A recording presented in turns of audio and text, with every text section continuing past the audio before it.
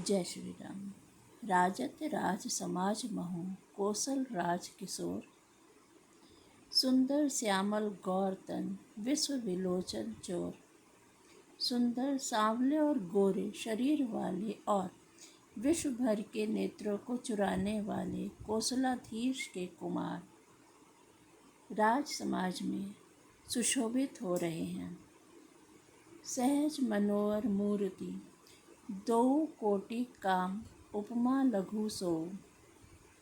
शरद चंद निकंद निंदक मुखनी के नीरज नयन भावते जी के।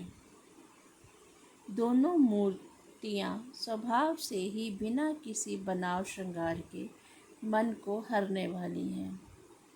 करोड़ों कामदेवों की उपमा भी उनके लिए तुच्छ है। उनके सुंदर मुख शरद पूर्णिमा के चंद्रमा की भी निंदा करने वाले, उसे नीचा दिखाने वाले हैं और कमल के समान नेत्र मन को बहुत ही भाते हैं। चितवनी चारु मार मनु हरनी, भावती हृदय जाति नहीं बरनी। कल कपोल श्रुति कुंडल लोला, चिबुक अधर सुंदर मृदु बोला।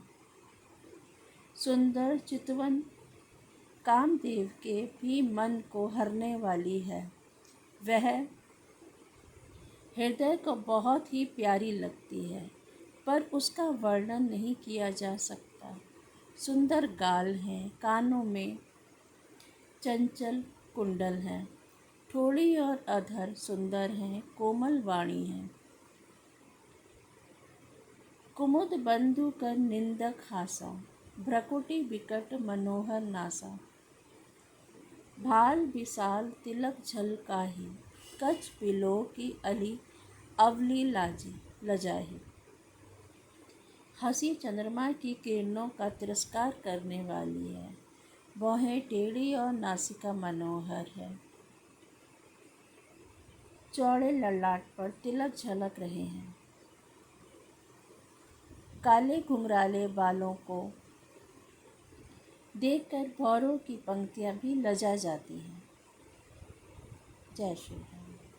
पीत चौतनी सिरहिन सुहाई, कुसुम कली बीच बनाई। रेखे रुचिर कंब कल गीवा, जनु त्रिभुवन सुषमा की सीवा।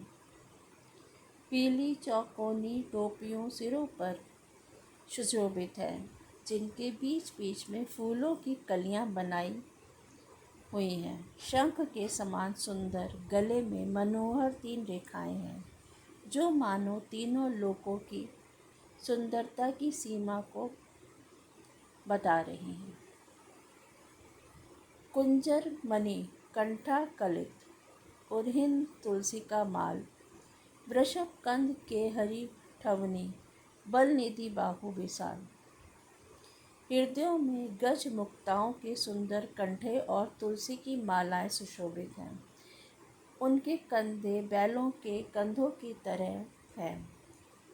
एड़ सिंह की सी है और भुजाएं विशाल एवं बल की भंडार हैं। कटी तुनिये पीत पट बांधे, कर सर धनुष बाम बर कांधे। पीत यज्ञ उपबीत सुहाए, नख सिख मंजू महाछवि छाए।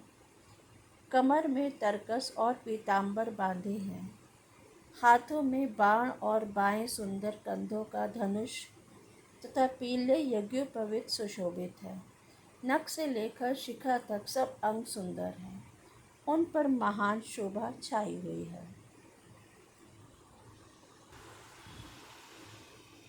देखिए लोग सब भय सुखारे, एक टक लोचन चपल न तारे, चलत न तारे। हर्षे जन को देखी 2 भाई, मुनिपद कमल कहे सब जाए। उन्हें देखकर सब लोग सुखी हुए। नेत्र एक टक हैं और तारे भी नहीं चलते। जनक जी दोनों भाइयों को देखकर हर्षित हुए।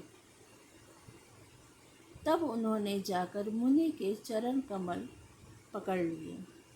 करी विनती निज कथा सुनाई, रंग अवनी सब मुनि ही दिखाई। जह जह जाय ही कुंवर बर दो, तह तह चकित चितव सबको। विनती करके अपनी कथा सुनाई और मुनि को सारी रंग भूमि दिखलाई। मुनि के साथ दोनों श्रेष्ठ राजकुमार जहाँ जहाँ जाते हैं वहाँ वहाँ सब कोई आश्चर्यचकित हो देखने लगते हैं। निज निज रुख राम ही सबु देखा, कोउ न जान कछु मर्मु विशेषा। भली रचना मुनि नृप संत कहेउ, राजा मुदित महासुख लहेउ। सबने राम जी को अपनी अपनी ओर ही मुख किए हुए देखा, परंतु इसका कुछ भी विशेष रहस्य कोई नहीं जान सका। मुनि ने राजा से कहा, रंग भूमि की रचना बड़ी सुंदर है। विश्वामित्र जैसे निष्प्रय, विरक्त और ज्ञानी मुनि ने रचना की प्रशंसा सुनकर राजा प्रसन्न हुए और उन्हें बड़ा सुख मिला। सब मंचन ते मंचु एक, सुंदर बिसद विशाल। मुनि समेत दो बंधु तह, बैठारे महिपाल। सब मंचों से एक मंच अधिक सुंदर, उज्जवल और विशाल था। स्वयं राजा ने मुनि सहित दोनों भाइयों को उस पर बैठाया। प्रभु ही देखी सब नृप हिय हारे, जनु राकेश उदय भय तारे। असी प्रतीति सबके मन माही, राम चाप तो रप सकनाही। प्रभु को देखकर सब राजा हृदय में ऐसे हार गए जैसे पूर्ण चंद्रमा के उदय होने पर तारे प्रकाशहीन हो जाते हैं। उनके तेज को देखकर सबके मन में ऐसा विश्वास हो गया कि रामचंद्र जी ही धनुष को तोड़ेंगे, इसमें संदेह नहीं है। बिनु भंजेहु भव धनुष विशाला, मेली ही सिय राम उर्माला। अस विचारी गवनहु भई भाई घर भाई, जसु प्रताप बलु तेज गवाई। इधर उनके रूप को देखकर सबके मन में यह निश्चय हो गया कि